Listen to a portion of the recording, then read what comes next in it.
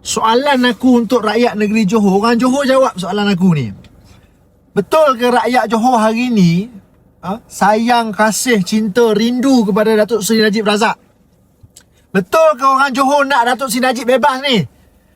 Hari ni terbukti apa yang kita cakap sebelum ini, apa yang aku cakap, apa yang kawan-kawan aku lain cakap hari ni betul. UMNO BN masuk ke pilihan raya negeri Johor dengan satu agenda yang semakin jelas, iaitu mendesak pembebasan Datuk Seri Najib sekiranya mereka menang.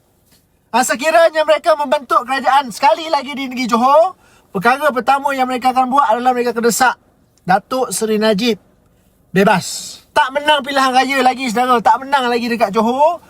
Mereka dah sibuk bercakap mengenai pembebasan orang yang didapati bersalah merompak, menyamun harta negara ni. Kita tangguh hutang YMDB 50 bilion. Hari ni kita dah bayar 42 bilion. Kau bayangkan 50 bilion, berapa banyak manfaat yang kerajaan hari ni boleh guna 50 bilion ini bantu rakyat.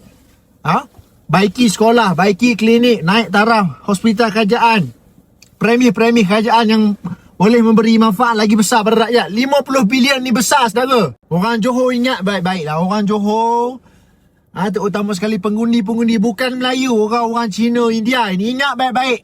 Pilihan raya negeri Johor ini akan jadi satu pilihan raya yang sangat-sangat penting untuk masa depan negara kita. Bukan masa depan Johor saja, masa depan negara kita. Barisan Nasional UMNO Johor dah hantar mesej jelas. Mesej mereka, perjuangan UMNO BN ini adalah untuk membebaskan orang yang telah didapati bersalah. Siap ada segala money trail. Mahkamah pun dah kata Najib ni dalang kes 1MDB. Satu dunia tahu siapa yang terlibat dalam kes 1MDB ni. Satu dunia bercakap mengenai negara kita. Satu dunia kecam kita. Satu dunia gelak dekat kita. Satu dunia pandang serong pada kita atas apa yang berlaku.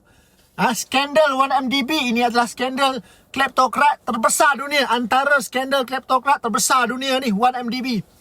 Siapa dalang 1MDB, saudara? Datuk Seri Najib. Tiba-tiba UMNO BN nak ajak rakyat negeri Johor yang bermaruah ini menangkan mereka untuk mereka bebaskan Datuk Seri Najib. Ini satu what a nonsense is this. Anak Datuk Seri Najib, what a nonsense.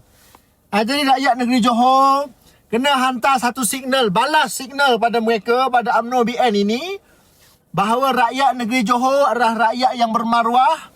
Rakyat negeri Johor tolak perasuah, tolak penyamun, tolak perompak ini. Rakyat Johor kena keluar ramai-ramai 11 hari bulan 7 ini. Tolak UMNO BN secara total. Hantar mesej pada muka-muka pemimpin UMNO ini bahawa rakyat negeri Johor bukan boleh dibeli dengan agenda peribadi. Rakyat negeri Johor bermaruah. Rakyat negeri Johor lebih penting ke perkara-perkara lain selain daripada membebaskan seorang penyamun yang telah didapati bersalah hari ini.